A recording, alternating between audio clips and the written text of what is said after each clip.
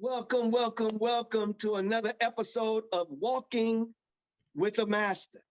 We're going to continue again from last week. If you haven't checked out last week's episode, you really should take a look at it. We really had a great time, and it was such a good time. We're really going to go deeper into this, as I said in the last episode.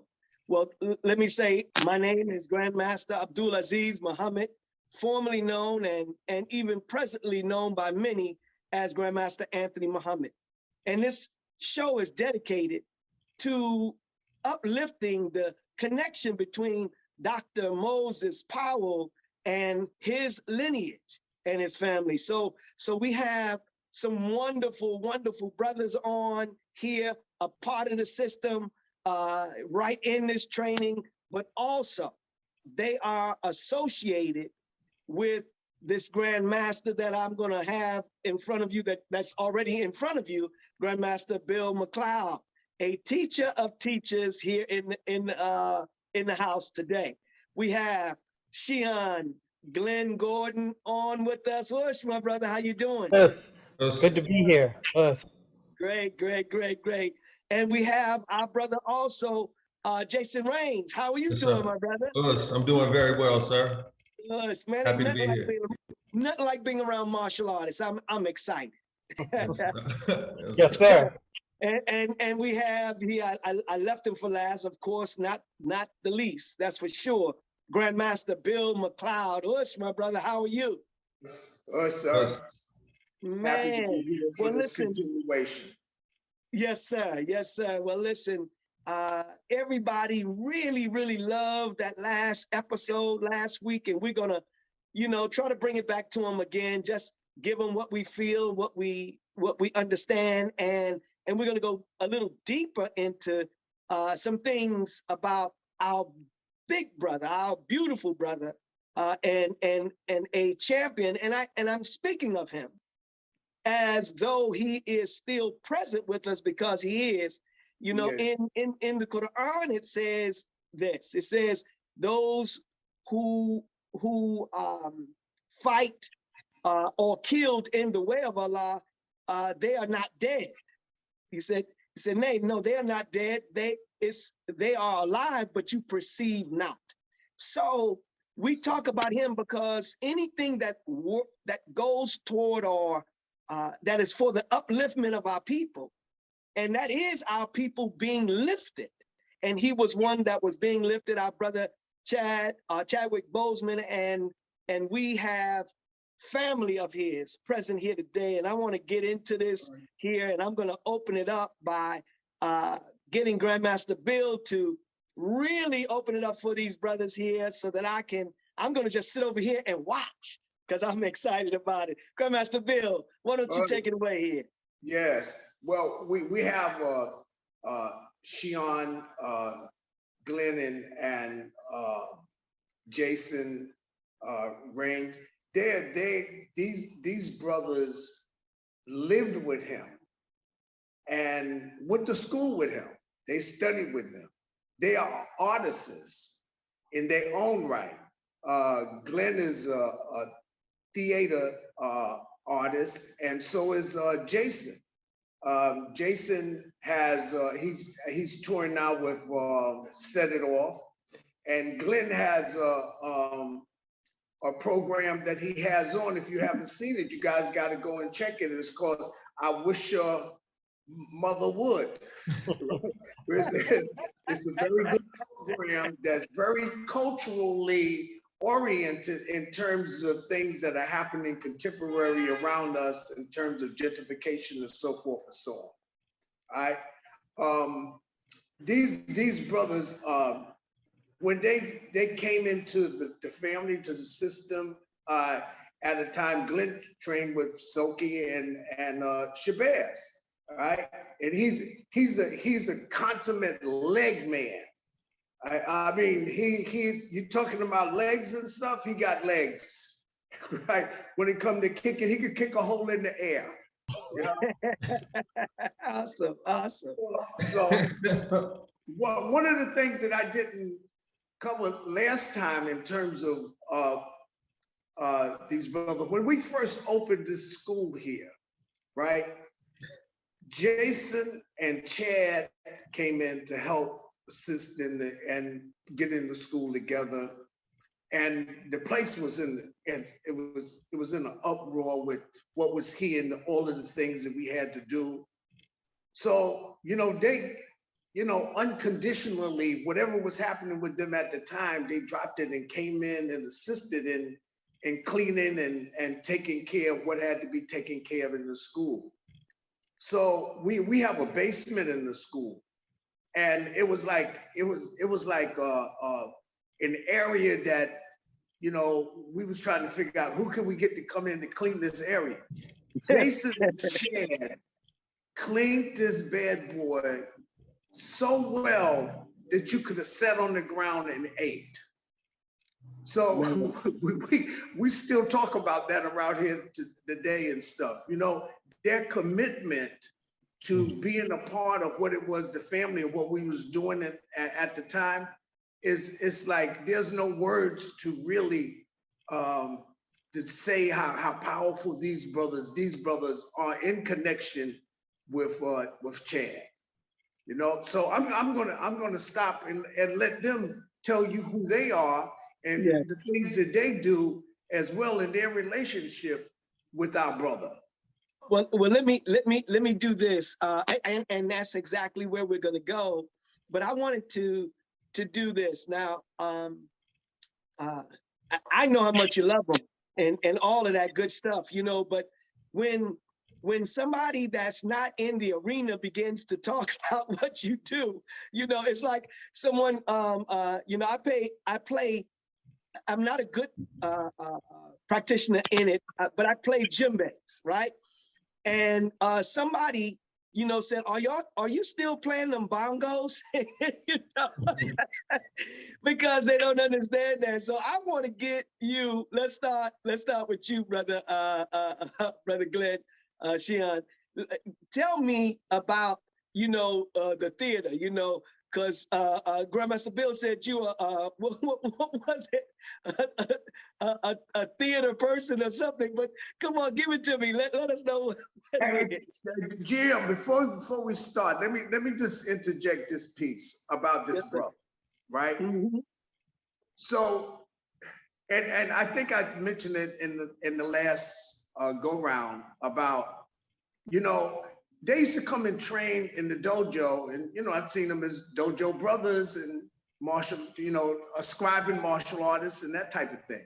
I had no clue the artistry of these brothers until they invited me to come to see a play that Chad had directed, and Glenn had wrote this play about his experience in going to Cameroon after he found out from his African DNA that his ancestry came from there. So this was my introduction to really knowing the artistry of these brothers when I seen the play, because the play was so phenomenal, it should have been on Broadway. And when I seen this play and I seen them, because I didn't even I recognized them as martial artists, but I didn't recognize them as the actors that I was about to bear witness to at this particular time. When I seen him, my mouth fell open. Ever since then, and I told Glenn this regularly, I'm a fan. I'm a fan of these brothers. Yes, sir. So I can't, unless you've seen them and experienced what it is that they do, and along with Chad, because like everybody knows what Chadwick has done. They're comparable in their own arena to what Chadwick has done. So I'm gonna stop and let the brother tell you what it is that he do and the magic that he brings in his arena. Awesome. Thank you, both, all of you for that. That was way more of an introduction than I could have paid for. So I'm grateful. My name is well, I have two names. I've many names. Grand Master like yourself. So on the screen, you'll see my Cameroonian name, Nsangou Njikam, which is how I'm known through the world and in the professional arena. And formerly Glenn Gordon.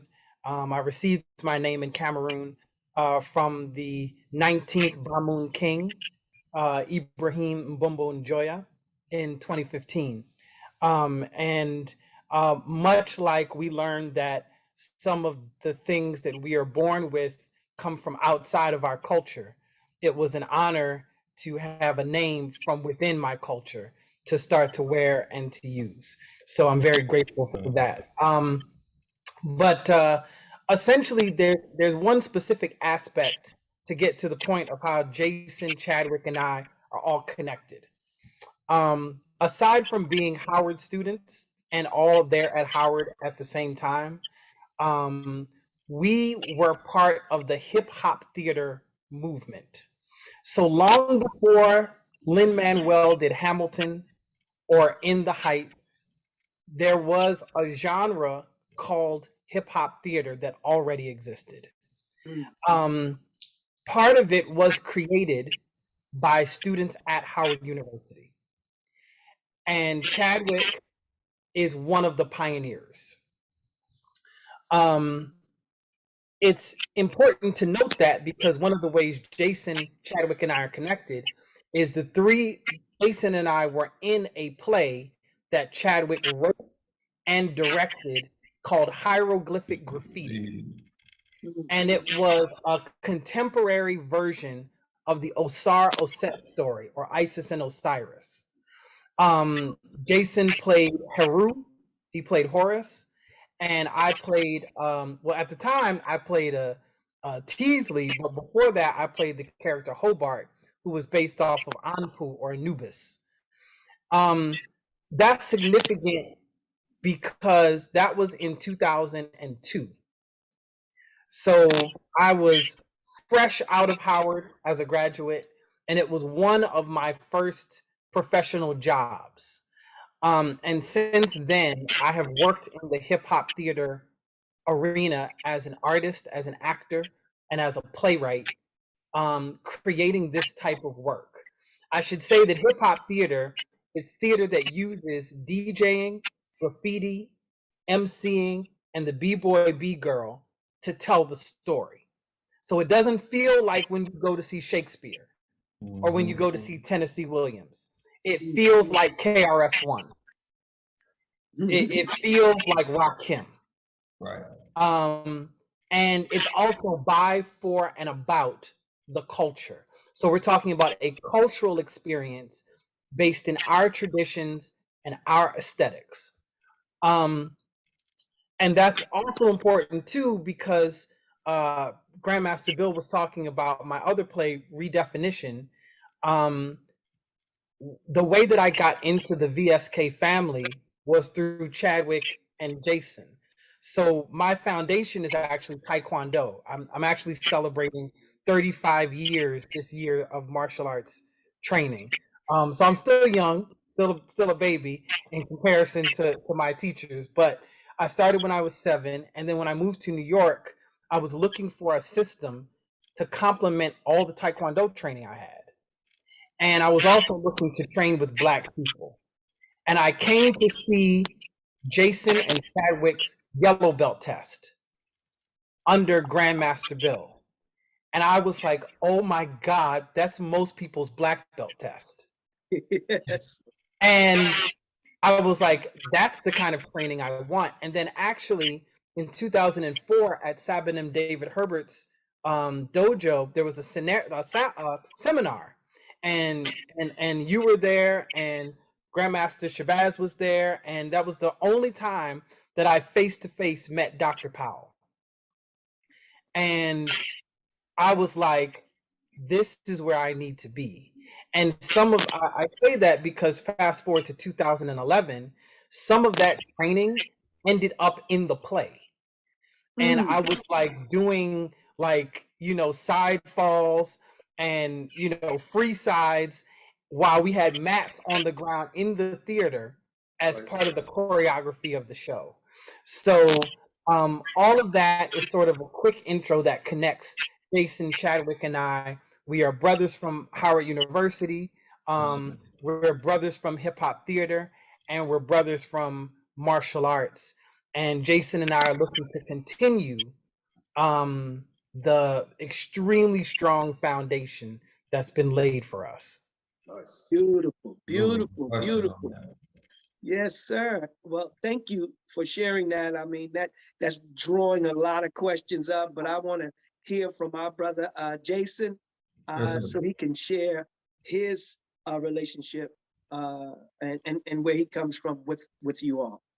Absolutely. So the power and the beauty of working with Glenn and working with Chad and just everything that we did and what we stood for and how hard we worked day in and day out on the steps of fine arts, the pushing and fighting for autonomy and reclaiming finally, right, the College of Fine Arts, and then having it named after our brother, right?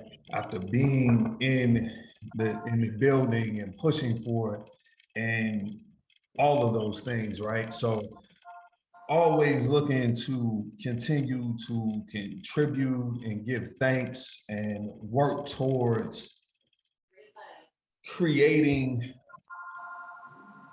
at a level that is embraced amongst my peers. So I'm always like, you know what I'm saying? It's got to be as dope as what Glenn is doing. Got to be as dope as what Chad is doing. I don't even bring it to him. You know what I'm saying? I'm like, okay, this is okay. Like, okay, now it's on the level. Now I'm doing it at scale. Now it makes sense to even show up with this, right? You know, so having the pleasure of knowing them, working with them, putting everything together day in, day out, training, the beauty and the power that lives within me and lives with us, and ultimately our people in the world at large from that influence, from those conversations, from everything that we wanted to create. And it's always my intention to continue to build upon that, right? So currently I'm working on a project. It's called Down by the Water Arts Impact Festival. It's bringing theater, music, arts education, financial education, and entrepreneurship together under one roof, using art as a vehicle to create self-sustainability and for us to be the resources empowering ourselves so that we continue to create at will. So I'm currently in New Orleans, putting that together with an incredible team. We're also in the process of beginning the first steps of seeding an inception fund for entrepreneurship, for art, to continue to build and raising capital right now. So that's where I'm at. And I'm looking, this will be annual festivals, and then we'll move from city to city. So I'm looking to bring everybody in all aspects from here on out for us to connect, build, because we all have so much to give each other, right? Like even within the system, right? Like how everybody comes together, they learn, they go back, they teach, and I definitely want that for theater. I want that for us in theater right now, because I'm looking at the structures that Ashe has. I'm looking at what Camilla is building at the Apollo. I'm looking at the foundation of 46 years or so that Curtis King is doing in Dallas. And it's like, we gotta know each other. We gotta sit there and sit down and take that structure and then mentor young theater companies and young artists so that they can produce at that level. And that's what we're seeking to do. And that's going to be, the first one is going to be in New Orleans in October. We're getting availability. We'll set the dates. It's going to be early October. And I just want that to be the vehicle by which everybody can come in use it to further their vision, right? So it's that thing where the passion, the vision meets execution. And I want Down by the Water to be that vehicle, right? So, and which I know it will be, right? From the structure and everything that we have set up. But just Glenn is one of my favorite actors to work with. One of my all time. But we haven't worked together in quite some time. But you know, definitely one of my favorite actors to work with. It's just that when working with Glenn, you feel there's a comfort there, but you also know that he's drawing something and he's pulling something out of you. Often that you discover was there. So it's very nuanced, and you begin and you grow from working with everybody I see on this right here, right? And then let me just speak to Grand Master Bill McCloud. Ultimately, incredible teacher. Everything that you taught me, that you taught us, that you teach it's had a profound effect on me, and it influences everything I do and all of my work. When I go in and I think, you know, things you said to me, like you got to be a warrior first. Before any and everything, no matter what it is you do, you're a warrior first. And that has seen me through a great deal, even now. The endurance and the dexterity and everything you have to do as a founder, as an executive director, bringing something to life, right? That you know has been entrusted to you from the vision from the Most High, right? That's right. Yes, sir. Man, that's beautiful. You know, Grandmaster here, like, I hope the audience who views this,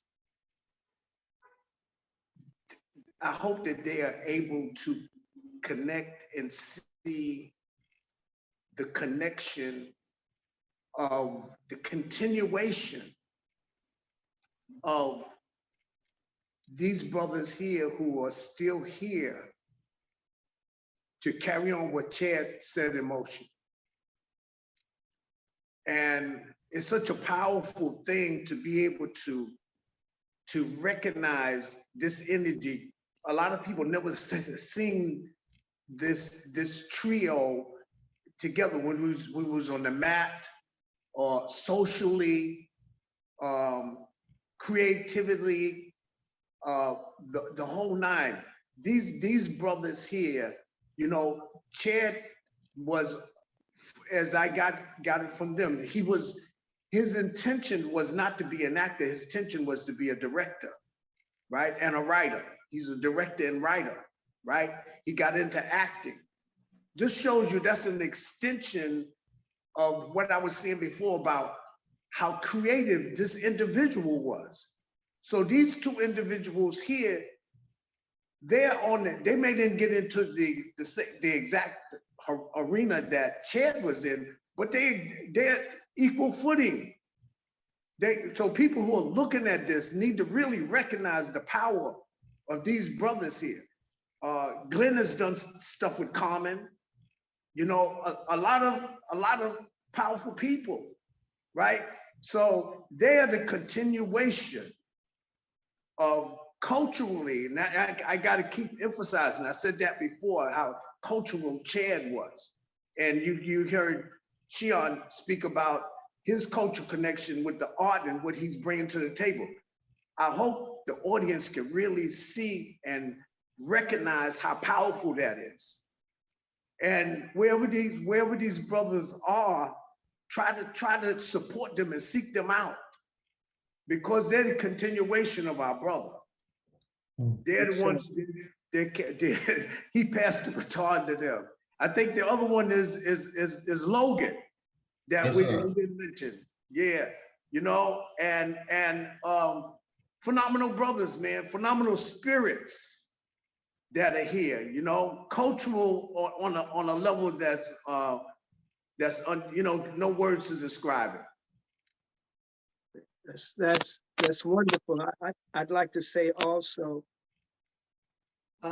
the baton is constantly being passed, and Chad picked up the baton, and it's there for the greatness in all of us, and it's just beautiful to see when that greatness can be displayed as you all are and do display. I'm looking forward to catching a play or something myself. I want to see, you know, and I really like the idea of that hip hop piece. Is there anything, anywhere we can look at it or get it or see it? You know, I definitely want to know so that I can check it out if at all possible. But nonetheless, you know, our people are all connected, you know, so when like Brother Glenn, Shihan Glenn, got a name that is a, you know, the name is something that we take on when it's given to us, but we take on the name to fill the responsibility of the title and what the name means. Mm-hmm. So it puts us in the motion of being greater than, you know, Tony, you know, greater, you know what I'm saying? You know, Aziz, you know, Abdul, servant of, Aziz, you know, great and so forth, mighty, things of that nature. So it makes you lift and rise. So all of us have a name now. The question is, you know, will you allow yourself to begin to fulfill the name that you should have so that you can attain it? But anyway, I love it. Let me ask you about Howard. You know, what was Howard life like? You know, for you all. You know, I want to know what Howard life was like. You know what I'm saying? Ooh, boy. Well, you know, we laugh because we know, you know, first of all, it's an HBCU in Washington, D.C.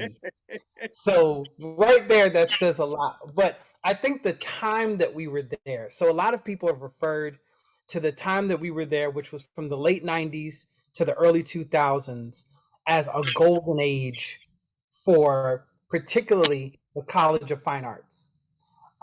Eric Roberson, the singer, had just graduated. Susan Kelechi Watson, who is on the series This Is Us, she was there when we were there. Camila Forbes, who now currently runs the Apollo Theater, she was there. Ta-Nehisi Coates, who wrote Between the World and Me. A lot of us were all there at the same time. And DC was still Chocolate City. 100%. It wasn't yet what it is becoming. And it was a beautiful time because also there was a neo soul resurgence that was happening. You know, so this is Erykah Badu, D'Angelo, right, poetry. You know, we would go to a place called Bar None on Monday nights to the spoken word spot, you know, like it was that type of vibe. But I think to even specify your question even more, who was Chad like back then? Yeah. Because the star, the celebrity is not who we know. We know a guy who was very in tune. Like you would have thought, oh, this dude's like the bohemian type. You know what I mean? Like he was rocking like, you know, the fatigue pants and the guitar and the, you know, the incense in his hair. Right.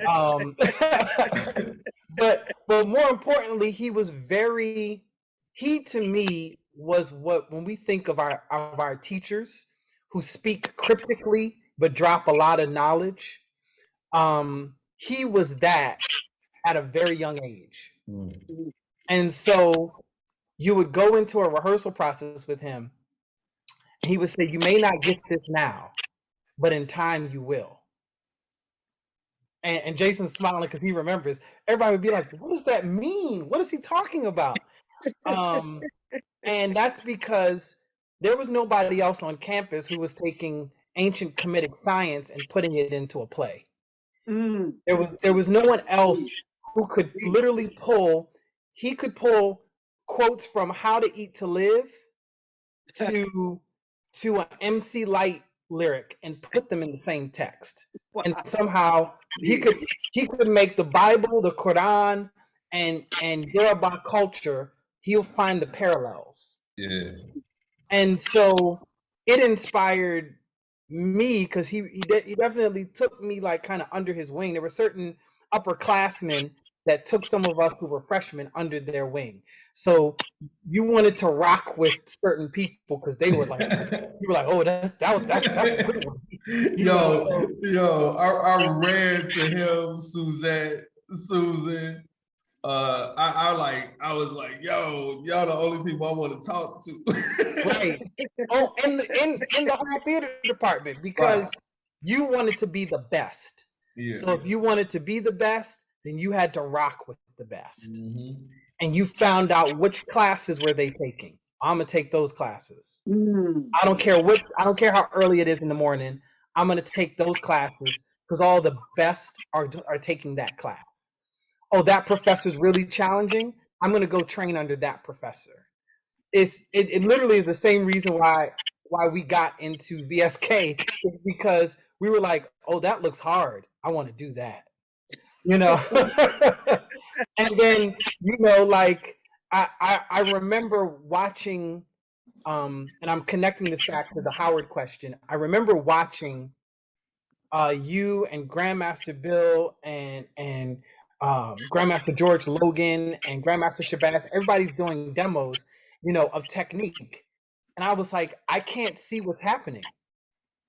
And then you would say, okay, you got it? Okay, practice. And everybody would get up and would be like, us, you know what you're doing? Okay, I'm gonna attack you first. You know, like, so it was a lesson about how to immerse yourself in a cultural environment to learn. That was Howard at that time. Howard was immersing yourself in the African diaspora. We had people in the nation who were at Howard. We had 5%ers who were at Howard. We had people from all over the continent, Black people from Japan, Black people from Russia, you know, people who could speak multiple languages, people who they seemed really good, but they were mathematical geniuses. And so you learn never judge a book by its cover really quick. Because the same person you were just partying with at the club just made magna cum laude, you know. And so you were forced to learn a lot. I mean, Jason and I can speak to how much you learned just from being present, not even just from your classes, but like I did not know certain things about ancient Kemet. And it wasn't because I took a class, it was because I was hanging at a bookstore where they had, you know, Dr. Naeem Akbar and Francis Cress Welsing and Dr. Ben and Dr. Clark. And then you would find out that this same information would show up in a student's play. And if you didn't know if you didn't know the information, you couldn't perform the work. And so it would be like one of my plays now is based in Yoruba culture and with the Orisha. And so when people get in it, they're like, what am I doing? And so we have to not just teach them about that, but then we also have to remind them about who Big Daddy Kane is and remind them about the Poor Righteous Teachers and Guru from Gangstar, you know, and like have them absorb information that's not just for the performance, it's for life. So art is functional. We don't do this because we're just entertaining. As Jason talked about, we do this because we're trying to empower and uplift people's lives. And that was Howard back in that day. No question. Beautiful. Powerful. Like no question on that. No question. And then, you know, we would be out there day in, day out. Like we lived at the College of Fine Arts. We'd show up about 10 o'clock, leave maybe 11 at night. And this was all the time because we just wanted to absorb so much, you know, and it wasn't just because you didn't have to move your head on the yard from my position that you could see any and everything that you ever wanted to see in your life, you know, that would warm your heart, if you get what I'm saying. So it wasn't just that, you know. Yes. But we were dedicated day in, day out. We wanted to learn as much as we possibly could from our professors, from everybody around us. Also, the theater world, we were at the Woolly Mammoth Arena Stage. They were always open and receptive to us in the way that Tracy Toms, the way that Eric, the way that everybody embraced us when we came in there. Professor Malone, right? Professor Katz, like, you know, I took a directing class my freshman year because it was, you know, just like when we worked with Grand Master, Bill, it's like, whatever you see in us, you're gonna pull it from us. And that's the way it was at Howard, right? It was like, oh, you got an inclination for directing, you can write. Okay, Professor Roberts is like, sit down, I'm gonna break this whole thing down for you, right? We're not going step by step. If you can reach the moon, let's reach it. But do know that you can reach higher than that. We can go further than that. So when we would surprise ourselves at how far we could go and how great we thought something was, and say, well, let's look at this now. Let's see what's over here. And then we continue to do that, right? So our bar is different, right? Our exploration is different because of that experience. And I remember something distinctly. I was I want to say Hebrew Israelites, but the one with Ben Israel, Yes. Those brothers, he said something to me that I had never thought about. He said two things to me. I was just in there and I was talking, and he said, well, you know, the only thing constant is change.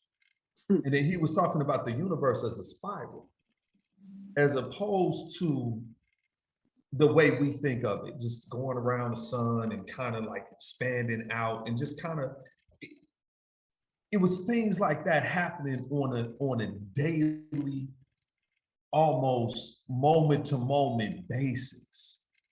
And you were ever expanding, right? So I feel like we've all gone out in the world, made our marks, done what we needed to do, and continue to do it.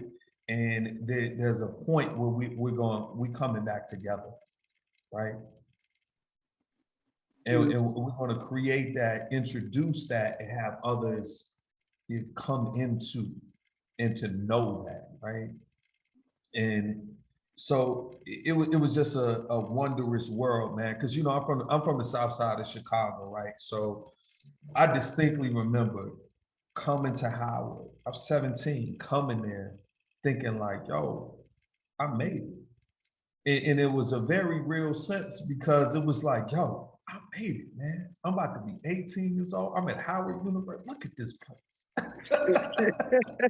was like, yo, I ducked and dodged everything to make it here. Yes, you know, I couldn't have been happier.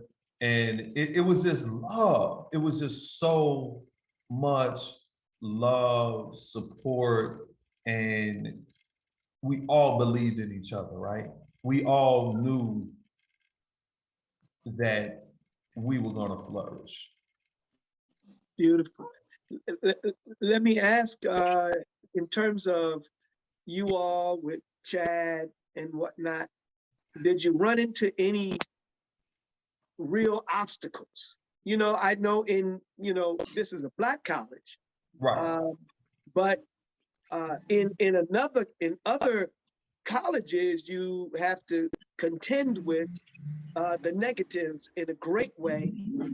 Did you have any negatives where there was maybe, I don't want to say the intent to hinder, but the application of those in some way to try, let me, again, I'm not trying to believe that somebody is trying to redirect you or move you Right. the way they wanted to, but did you find any of that was seemingly like it was moving you in a different direction in their mind?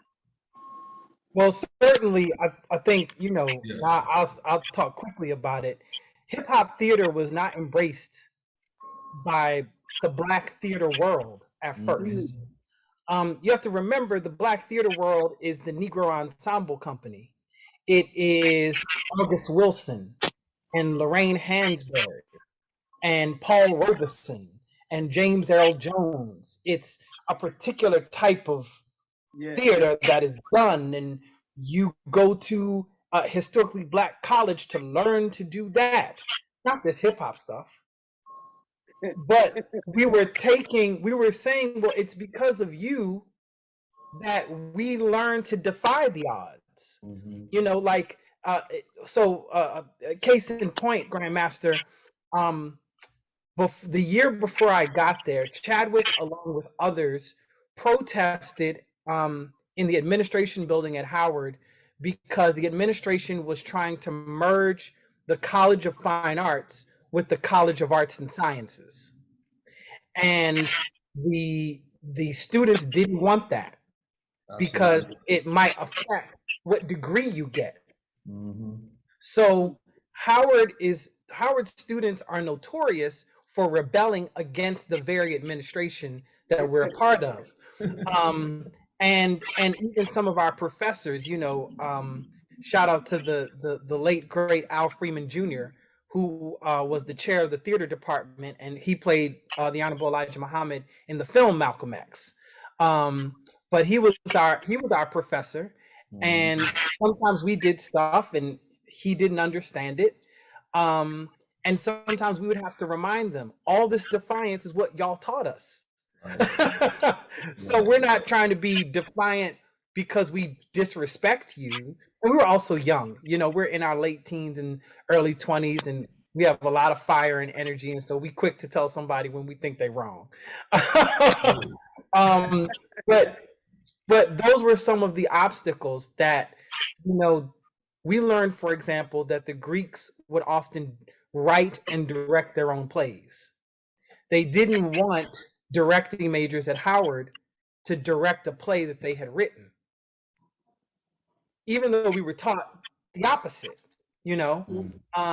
So our challenges were, one, just coming into our own and finding ourselves, but two, they were generational challenges about what we were bringing as a new vanguard and what they thought we should be doing. But what we discovered is that's the natural process. Right. You know, Chadwick spoke about it when he gave the commencement speech at Howard. He said, you know, I remember protesting, and you have to understand that it's the challenges amongst your own that prepare you to go and face the challenges in the rest of the world.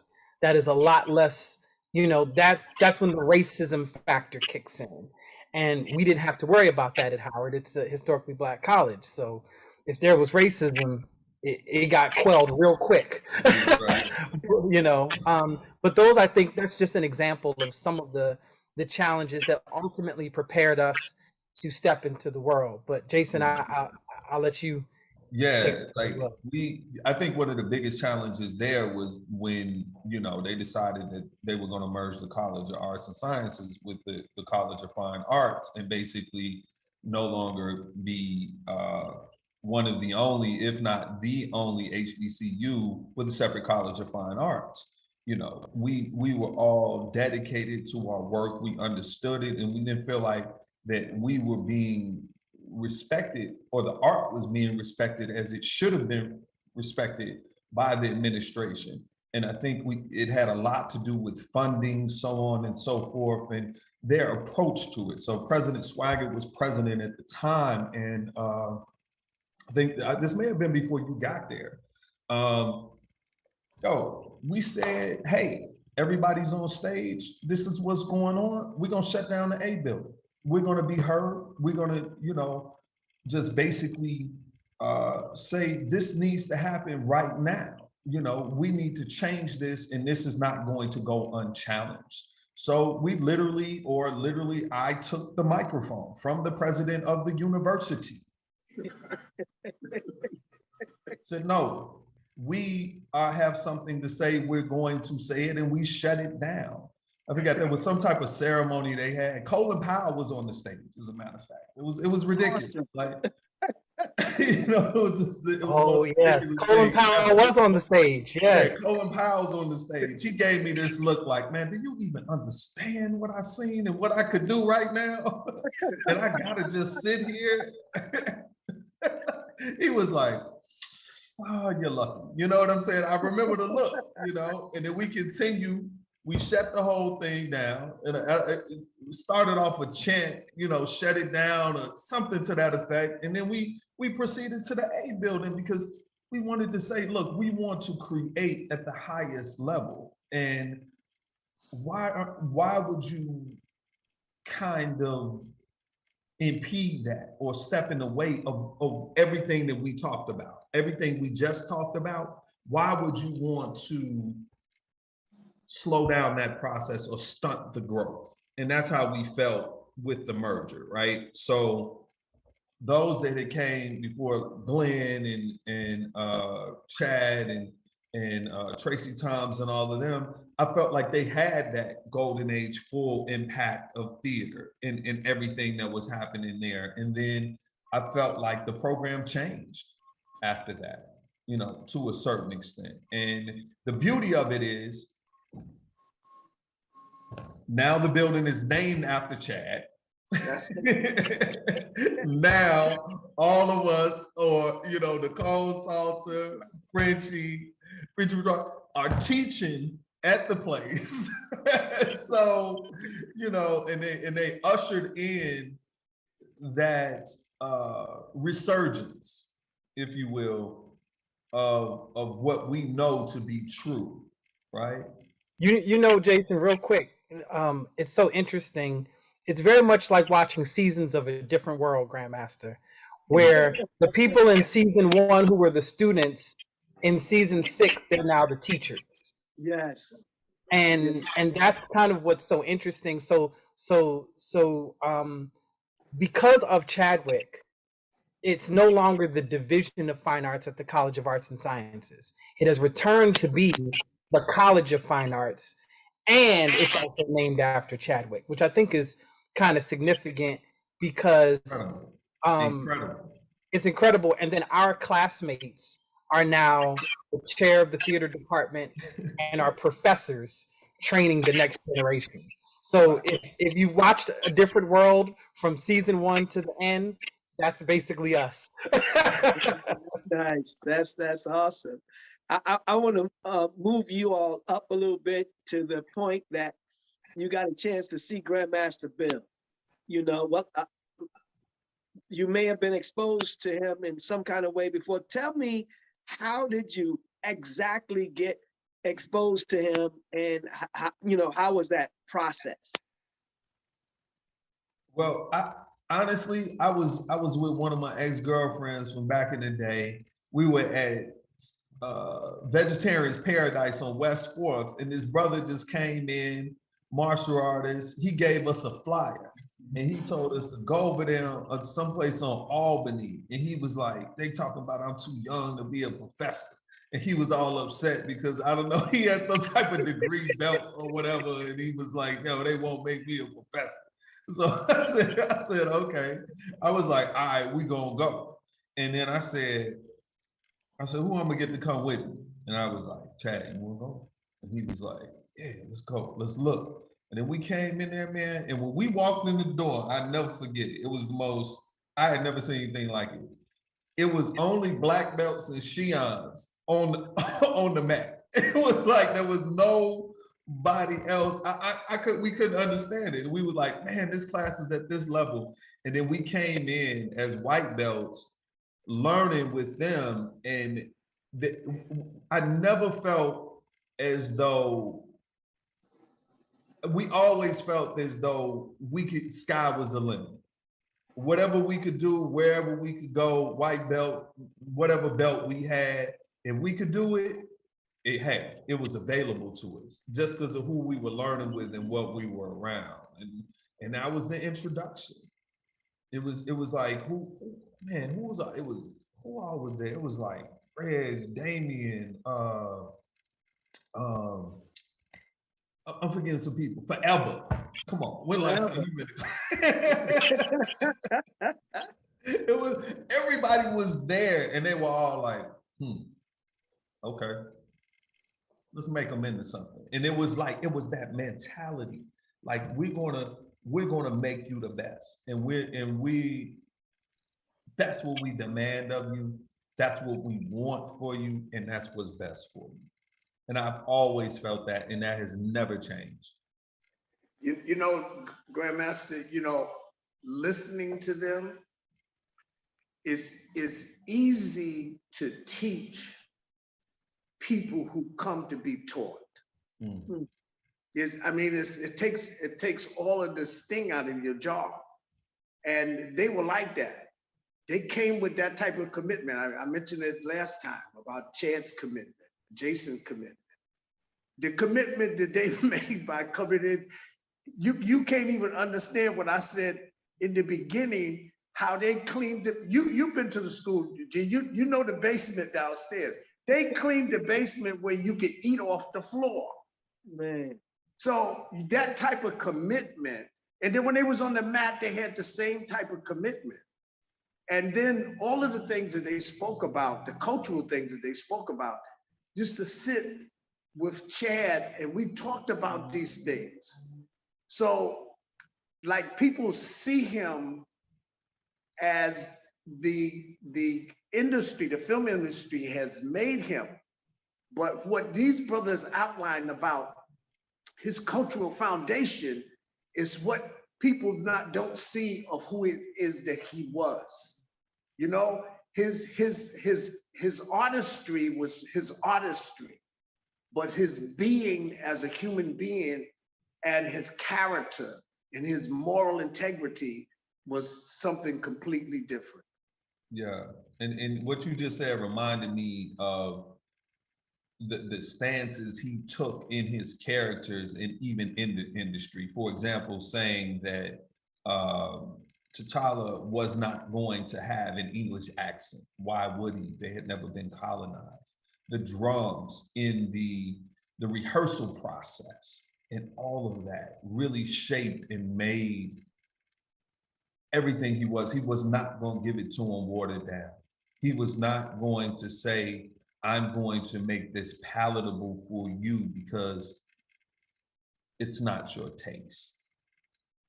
And and the other thing, even about the play that he directed, that Glenn did, and I was asking questions about, this level of information. And both of you guys said, man, we kind of downsized this because, if we wanted to really hit this the way that we wanted to hit this, it said people wouldn't be ready for that. It was like, no, I was like, because now I'm like, wait a minute, I'm blew away, right? I was telling you straight up, I was just like, I was there with my mouth open because I didn't recognize Glenn. I didn't recognize he was a different guy. I was like, wait a minute, is this the same guy? And then all of the things that he spoke about, he did in the play, from his martial arts, whole 9 yards. And I'm like, wait a minute, man, this guy just transformed on me. Can't be blew out, man. So Chad did the same way, So I mentioned the last time about when he called me about telling me he was going to do James Brown. I was like, man, get out of here. Come on, man, you can't do that. You can't even dance. How you going to do? You ever seen the James Brown show? Like, how you going to do it? Killed it. So now I'm just blew away. Glenn was there. He was there when at the premiere when they did it. He just rocked it. He just rocked it off the screen, you know. And I'm like, okay, now I'm a believer.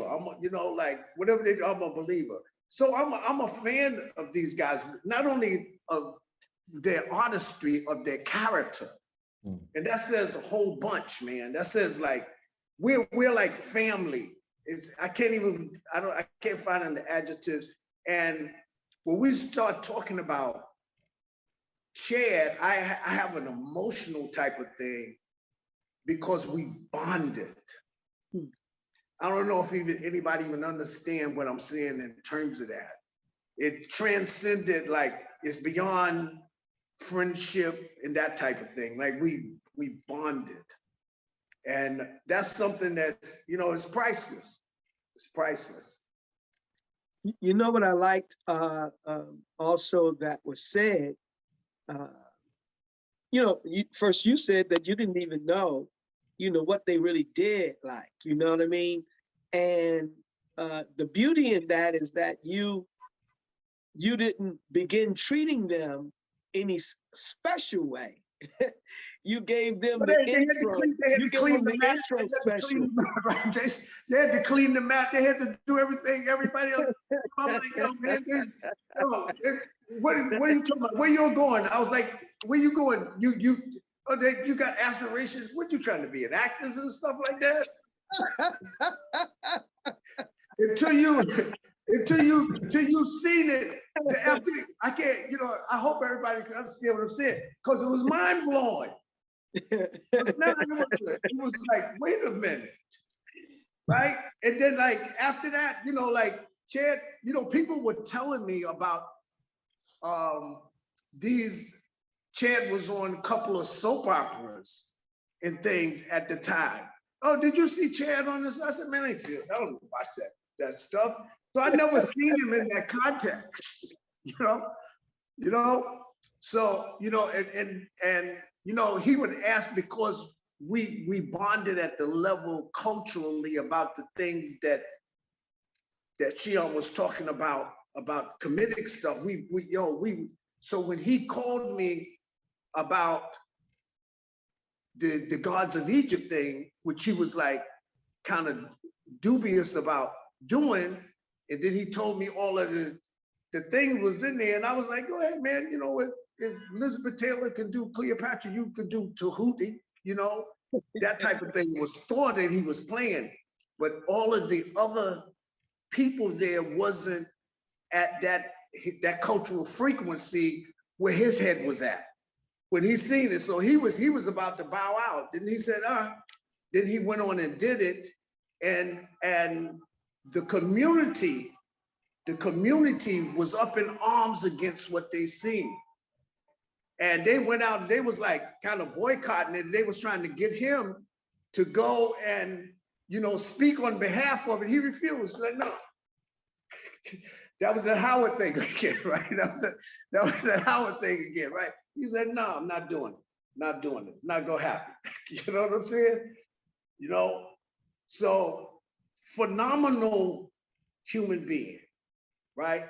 And they come through sparingly. The other one we can mention about, and I feel honored and blessed to have these type of spirits that come around me. Yes. From Glenn and Jason, Chad, Gene. It's I can't, it's like I can't even begin to express it. It becomes emotional when you understand like this energy. I'm not even saying that, never say that he's dead. He's transitioned to another frequency that he's on, and wherever he's at, our frequency still connects. Beautiful, beautiful. Absolutely. Appreciate it. Well, let me, man, I tell you, listen, this is an exciting conversation, and we're already at an hour. And it doesn't even feel like it at all. And I'm gonna have to ask you all, you know, can we do this again at some point? You know, can we do it again? Because one, he's worthy of it, but I want to get even more into you all, because you all are creative. You all are present and upcoming. You know what I mean? And I'm looking forward to seeing more from you. And I'm gonna throw this out at you too. You know, Doc, there should be, you got to do something about Doc. You got to do a play, or we got to do something where I mean, he's an icon, and you can bring him to life along with Chad from another perspective. I'm just throwing that at you all. It would be wonderful, wonderful to see something come up out of that piece. And I also invite you all to be present at our event that's going to happen. We have a conference that's the largest VSK Sanukis conference, you know, I know in America and maybe the world. So we're going to have an enjoyable time, and I would love to just have you all present there on July 28th through the 31st. Well, the 29th is the primary days, and we do a number of things, and we're going to have a big function also on that Saturday. But anyway, you know, if you're a martial artist, you're supposed to be there anyway. So, Yes, sir. so I would definitely invite you all out. Is there anything else that you would like to at this point, so we can kind of close this show out, and I'll leave you all with an opportunity to share, because you know we didn't even get into your conversation to younger people. You know what I mean? Your conversation to those up and coming, those that desire to accomplish some of these things. You know, they need to know, you know, and being given guidance. You know what I'm saying? So I leave it up to you. Either of you can start out. Yes, well, I'll quickly say first, thank you so much for this. It's an honor to be just on a call and in an interview by two legendary Grand Masters of the martial arts. So that's just an honor right there. I think that one of the biggest things that people can take away from Chadwick's physical life and from our, you know, experience is that by being who you are, you will excel. And Chadwick was always who he was. You never got a fake person, never got someone who was dishonest or was trying to be something that he wasn't. And he always sought out real people, real experiences, and he always sought out the truth of who we are as Black people. Absolutely. Whatever that truth looked like. I think that's so important for people today who sometimes are going with what's on Instagram or on TikTok, or, you know, following certain trends and claiming that they're being themselves, but they really aren't. Mm-hmm. It's easy to look at the person next to you in class who can kick higher, who can roll further, who can do a certain amount of techniques or wears a certain rank, and want to be them as opposed to wanting to be who you are. So if there's anything you can take from Chadwick Boseman, and anything that Jason and I hope to impart, it's that by being yourself and being around those who inspire you, eventually you will become the inspiration. And when you do that, you're doing the Creator's work. Beautiful. Beautiful. Yes, sir, Jason. We're going to leave it right there. We got to leave it right there. You, man. That's beautiful. Man. Grand Master Bill, did you want to say anything in closing? Only thing I can say is that I love these brothers. They're family. And I'm honored how the Creator navigated them. And I don't believe in happenstances. No, sir. Everything happened for purposefully. And I feel so honored to have had them in my life, around me. It's just an honor. I'm a fan of their work. I'm a fan of them. I'm a fan of their commitment and dedication towards, you heard about what they do in terms of their craft and stuff. And martial arts, equal. Their martial arts stuff is equal. Shihan Glenn is a phenomenal teacher. Phenomenal teacher. Children, you just said we didn't get a chance to talk about the children. Phenomenal teacher, right? And his dedication and commitment, along with Jason, their commitment towards, just the same thing with Chad, their commitment to being and dedicated to what they were doing in the moment that they was doing it, which is like, it's like amazing to be able to watch that, because it's easy, like I said before, it's easy to teach somebody who comes with that type of dedication and commitment. Yes. That's why I honor these brothers, man. Got great love for them. Beautiful. They fail. That's right. That's right. That's right. Awesome. I'll say this, that there's something the Honorable Elijah Muhammad, said to us, our people, and that is accept your own and be yourself.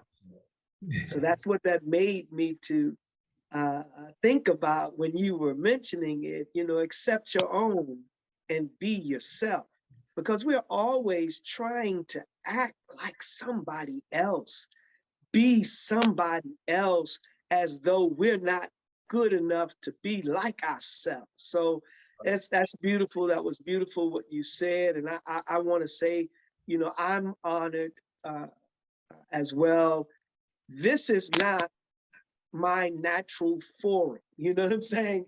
I actually was urged to do this for the system and to do something. And I was really, that's not what I really want to do. But I realized I'm always ready to take on a challenge, like you all. That's why we all family.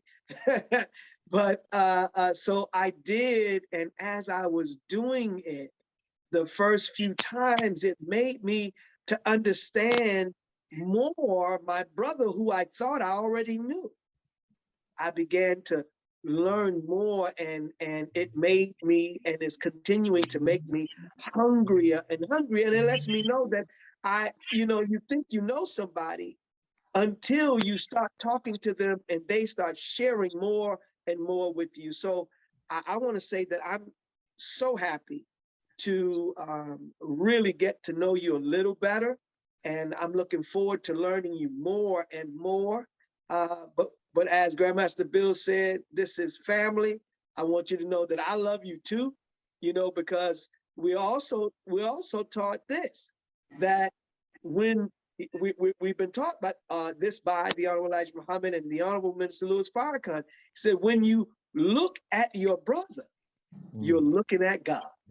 You see, so that's, when we call somebody, my nigga, you know what I'm saying? That kind of thing, you can kill your nigga, but it's hard to kill your brother.